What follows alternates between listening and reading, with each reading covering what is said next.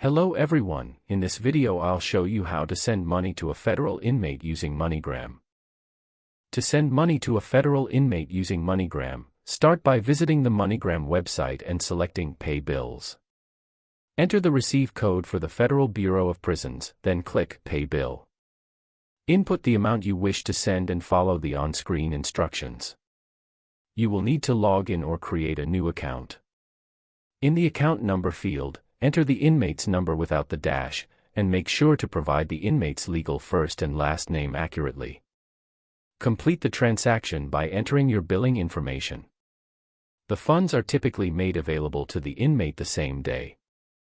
If you ever find yourself covering small costs like this regularly, it can be useful to have a little extra coming in on the side. Some people use platforms like FreeCash to earn online in their spare time, and you can check it out through the link in the description and sign up for free.